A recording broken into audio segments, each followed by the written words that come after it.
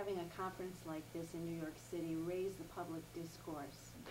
New York's still the world's financial capital. It's our second largest alumni base outside of Rochester, and it's also the media capital of the world. And so having a highly visible event that sheds light on issues that are of prominent importance to government, to business nowadays, reflects well on all of us at Simon.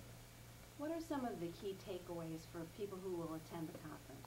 I think looking at the role of fiscal discipline and how leverage is an important thing, but it can be overdone.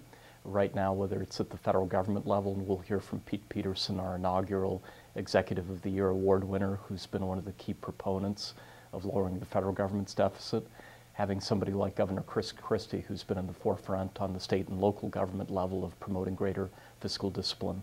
And then pairing him with somebody like Robert Novi Marks on our faculty, who has some of the leading research right now on unfunded state and local government liabilities and how they've been piling up, and it's an important issue that will need to be addressed. So that'll be one of the key takeaways. Another one will be, what have we learned from the recent economic downturn?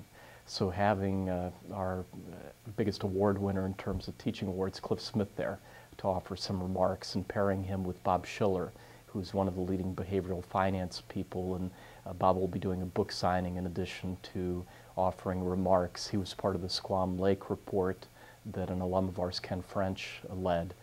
And then we'll have a variety of insights in the afternoon from prominent alumni from both the undergrad as well as the Simon School. Somebody like Paul Singer, who's president of the Manhattan Institute. He also is a leading hedge fund entrepreneur of Elliott Associates, and we'll have him along with Ricardo Neiman, who runs the Noble Group. He's a prominent alum with worldwide experiences. So with Jay Bennett, another alum who's the CFO at Travelers. So just a wonderful array of individuals. Anita Sands will offer some insights on how technology is reshaping not just the financial sector, but other sectors. An incredibly dynamic person that Mike Ryan, an alum, brought to our attention, helped to recruit. And then we'll close the day with the William E. Simon Memorial Lecture with Stephen Levitt, the Freakonomics, Super Freakonomics author, an incredibly creative, thoughtful individual that'll, in the best spirit of Simon, make us all think. Do you think we'll generate some groundbreaking thought on these issues?